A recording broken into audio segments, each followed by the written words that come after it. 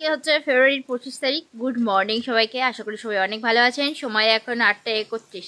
আর আজকে রবিবার, যে কারণে আমার টিউশন ছুটি আর রাহির পাপারও টিউশন ছুটি সকালবেলা আর কি। তো রাত্রে পড়ানো আছে, দুপুরে তো স্কুল নেই, যার কারণে মানে আজকে ছুটির দিন। তো ওই জন্য অনেকটা দেরি করে ঘুম থেকে উঠলাম, মানে সকালবেলা ঘুম থেকে উঠেছি আর সোনা তো অনেক আগেই ঘুম ভেঙে যায়। তো উঠেছি, আবার বাইরে বেরিয়ে আবার গিয়ে শুয়েছি, মানে এরকমটা আর কি হচ্ছে আর কি, যেহেতু টিউশন নেই নেই। তো আজকে সকাল থেকে কেমন মেঘলা ঝোড়ো হাওয়া হচ্ছে, আর সাথে সকালবেলা একটু জল দিয়েছিল, জানি না এখন দিচ্ছে কিনা। কারেন্টে যাচ্ছে আর আসছে, কারেন্টে যাচ্ছে আর আসছে, এরকম করছে আর কি। তো যাই হোক, এখন বাইরে বেরোলাম আর রাহির পাপা কে নিয়ে একটুখানি ঘোরাঘুরি করছে। আর একটা ঠান্ডা ঠান্ডা হাওয়া হচ্ছে, মনে হয় বৃষ্টি হলেও হতে পারে। কালকে হচ্ছে দাদার বিয়ে, তো ওই জন্য মানে এখনও চিন্তা ভাবনা করে উঠতে পারছি না, যাবো কি যাবো না, যাবো কি যাবো না। একবার মনে হচ্ছে হ্যাঁ চলে যাই, একবার মনে হচ্ছে না যাবো না। একবার মেয়ের কথা ভাবলেই তো আমার একদম ভালো লাগছে না, আবার দাদাদের মানে বিয়ে বাড়ির কথা আর কি ভাবলেই মনে হচ্ছে চলে যায়, এরকম হচ্ছে আর কি। কেননা সে অনেকে একসঙ্গে এক জায়গায় হবে, আর ভীষণ একটা আনন্দ। এইসব মুহূর্ত সবসময় তো আর পাওয়া যায় না। আর কত বছর পর বলুন তো, প্রায় 4 বছর হয়ে গেল, 4 বছর পর বিয়ের নিমন্ত্রণ পেলাম। তার মানে বুঝতেই পারছেন যে মানে যেতে কতটা মন চাইছে। কিন্তু আমার মেয়ে নতুন জায়গায় গেলে, নতুন মানুষ দেখলেই কান্নাকাটি করে।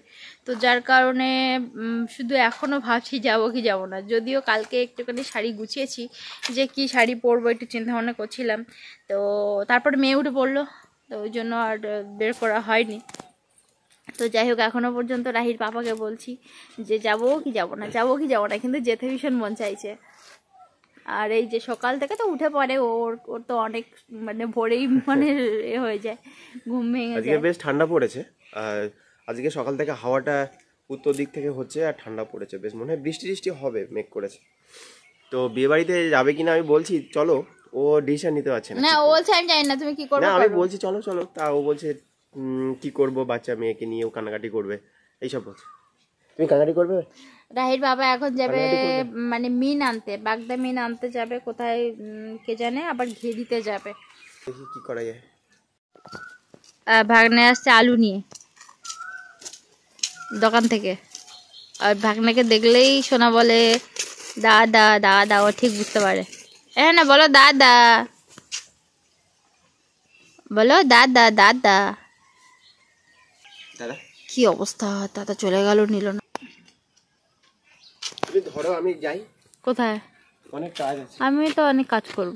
অনেক কাজ পড়ে আছে আমার মেয়ের জন্য একদম কোনো কাজই হয় না। আগে তবু স্টোরের মধ্যে বসিয়ে দিতাম, চেয়ারের মধ্যে বসিয়ে দিয়ে কাজ করতাম, কিন্তু এখন এত পরিমাণে মশা হয়েছে, এত পরিমাণে মশা হয়েছে যে মেয়েটাকে একটা জায়গায় একটুখানি বসিয়ে যে কিছু করব সেটাও করতে পারি না।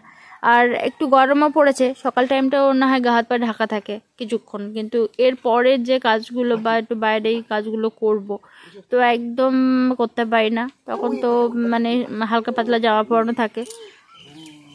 সাংঘাতিক কেন জানি না মশা হয়েছে আমাদের এই দিকটায়। আর পাখির ডাক শুনলেই শুধু ও কোকিল ডাকছে। কি কি আর আমাদের আম গাছগুলো দেখুন এবছর মানে কি বলবো, একদম প্রতিটা শাখাতে শাখাতে একদম মুকুল এসেছে। আর কত বড় বড় মুকুল এসেছে দেখুন, এই একটা, এই একটা, একটা শাখাও বাকি নেই।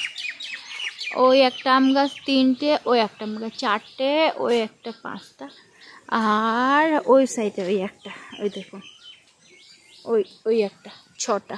আর ওই দিকে তো প্রচুর আম গাছ আছে। তো এবছর মানে প্রচুর মুকুল এসেছে, প্রচুর। আর একটা একটা মুকুলের সাইজ দেখবেন, পুরো আমার হাতের পুরো 1.5 হাত হয়ে যাবে।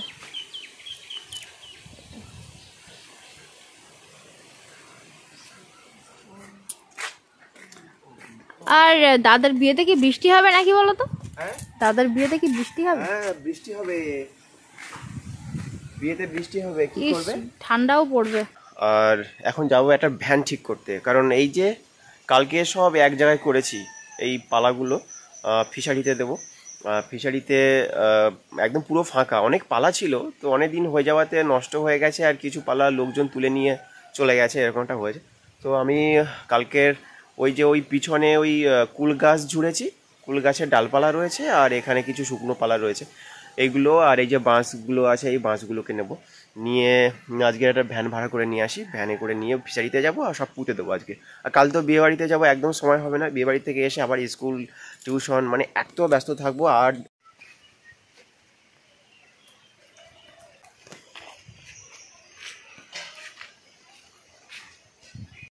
আর এই যে বুলটি ভীষণ চিন্তায় আছে, মানে খুব টেনশন করছে, কারণ ওর বিয়ে বাড়ি চলে গেলে ওর মুরগির কি অবস্থা হবে, মুরগি খাবে কি চিন্তা ভাবনা নিয়ে পড়েছে।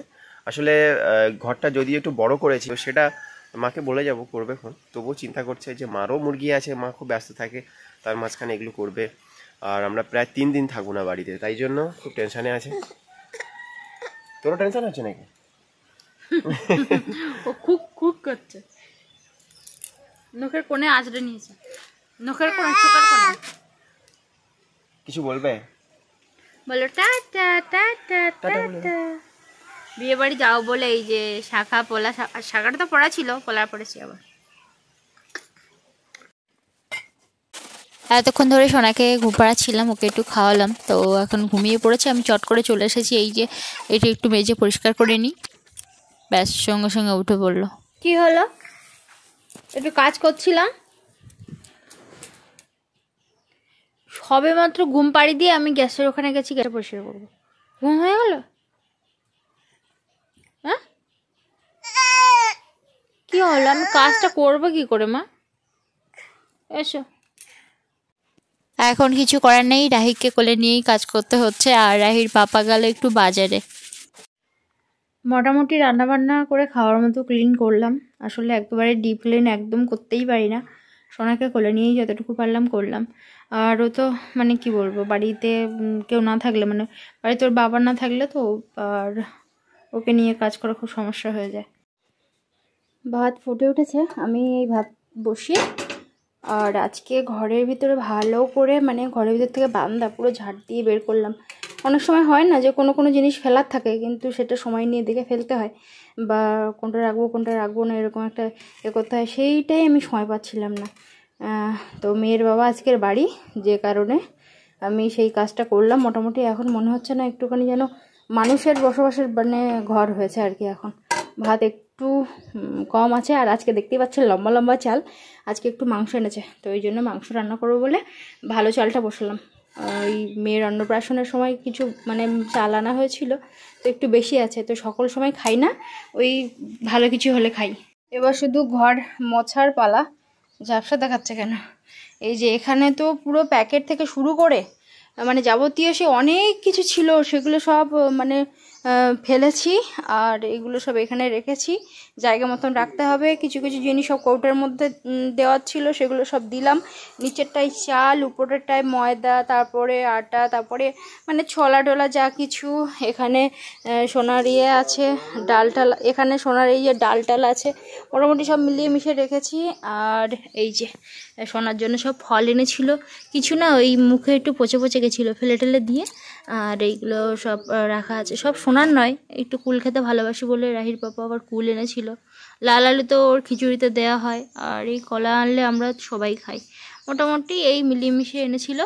এখন সময় হচ্ছে 10:30, তো আপাতত ভাতটা হয়ে গেছে, আর থালা বাসন যা যেখানে যতটুকু মানে মাঝে যাবে সেগুলো সব বাইরে বের করেছি, যেগুলো সব কাস্তায় বাইরে বের করেছি। আজকে ভীষণ মেঘলা, আর রৌদ্র তো বেরোয়নি, সাথে একটু ঠান্ডা ঠান্ডা হাওয়া হচ্ছে। তো যাই হোক, রাহির বাবা বাড়ি আছে যখন, ওকে নিয়ে একটু ঘুরছে বলে আমি কাজগুলো করতে পারছি, না হলে মানে একদমই হয় না।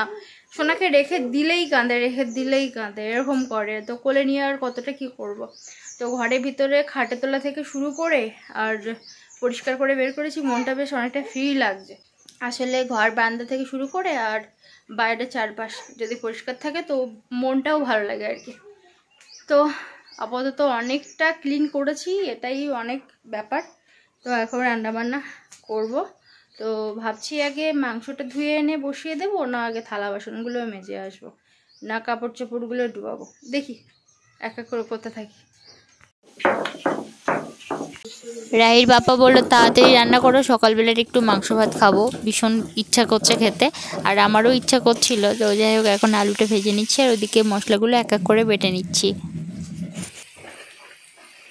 তো মাংসতে লবণ হলুদ দিলাম, একটু পাকা কাঁচা লঙ্কা দিলাম, আর এখানে পেঁয়াজগুলো একটু মোটা মোটা করে দিলাম, আর হলুদ দিয়ে দিলাম।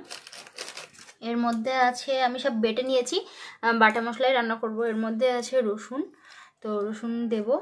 আর এর মধ্যে আছে জিরা আর ধনিয়া, তো জিরা ধনিয়াটাও দিয়ে দেবো, আমি যতটুকু প্রয়োজন ততটুকুই দিচ্ছি। এর মধ্যে আছে আদা, তো আদাটাও দিয়ে দিলাম। আর এর মধ্যে আছে গরম মশলা, এটা হচ্ছে গরম মশলা। এই যে সর্ষের তেল দিয়ে দিলাম, সর্ষের তেলেই বেশি ভালো লাগে। ভালো করে মিশিয়ে নিতে হবে। আর একটু গুঁড়ো লঙ্কা দাও তো, গুঁড়ো লঙ্কাও দিতে হবে। তো এটা আগে ভালো করে মাখিয়ে নিই, তারপরে গুঁড়ো লঙ্কা দেবো, কেননা হাত জ্বালা করবে। না না, শব্দ পাচ্ছে। এখন দিয়ে দিলাম একটু গুঁড়ো লঙ্কা, তারপরে একটু ঝাল অনুযায়ী আবার দেবো। এখানে এই যে আলুটা লাল লাল করে ভেজে নিয়েছি, আর এরপরে দেব মাংসটা। তেলটা তো গরম হয়েই গেল।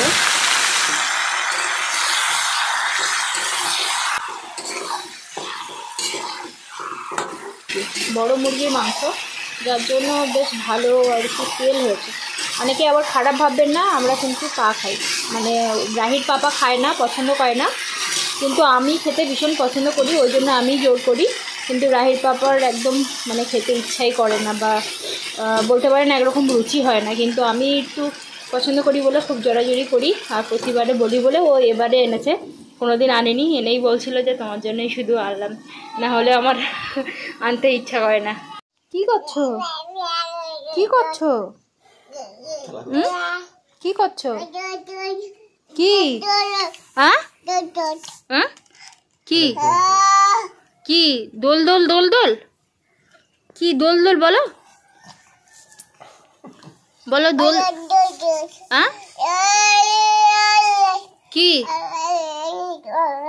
সারা দিন এখন কথা বলতে তো খুব একটা শেখেনি, ওই মানে একটুখানি আওয়াজ করতে পারে, তো সারা দিন এরকম বকতে বকতে ওর মুখের ফেনা উঠে যায়।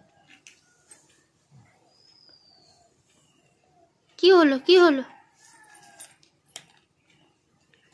কি দেখে ওইদিকে আবার, উ পাখি, পাখি, উ পাখি দেখলে উ উ।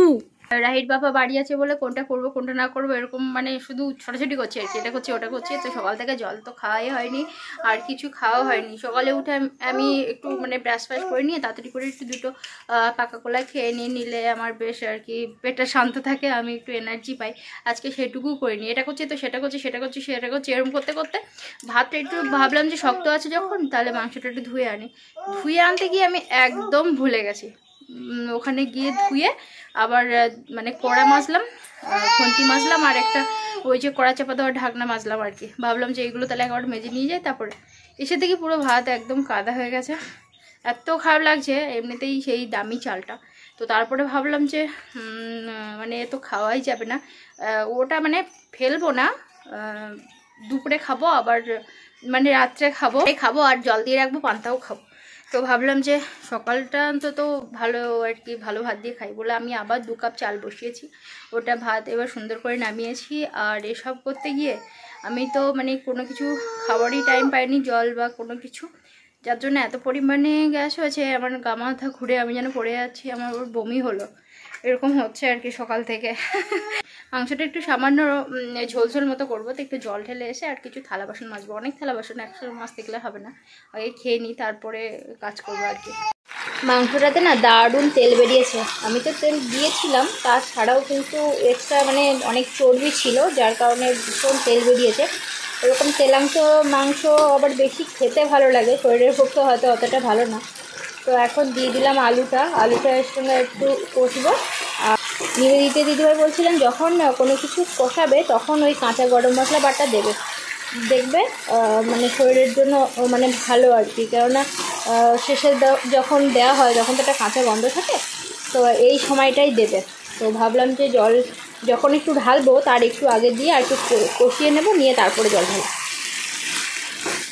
সেদিন দাদা এসেছিল, তো মাংস এনেছে একদম মানে কচি মুরগি, আমি এরকম নাড়তে পারছি না, সঙ্গে সঙ্গে কচি মুরগি বলতে কম বয়সের মুরগি আর কি, এরকম নাড়তে পারছি না, সঙ্গে সঙ্গে মানে ছেড়ে যাচ্ছে। আর সেদিন জানি না কী হয়েছিল, কড়াটাতে মানে লেগে যাচ্ছিলো, মানে তাড়াহুড়ো করছিলাম তো, কড়াটা ভালো করে হয়তো গরম হতে দিইনি। আর মাংস তরকারিটা সেদিন খুব খারাপ হয়েছিল, খুব খারাপ হয়েছিল।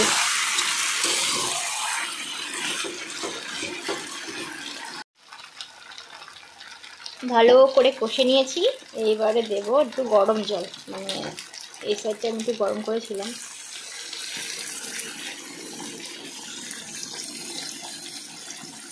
যেহেতু মুরগিটার থেকে একটু বেশি তেল বেরিয়েছিল, আর আমি মানে একটু পরিমাণ মতো তেলও দিয়েছিলাম, তো ওই জন্য তেলটা আজকে একটু বেশি হয়েছে। মাংসটা দারুণ হয়েছে, দেখে বোঝাই যাচ্ছে।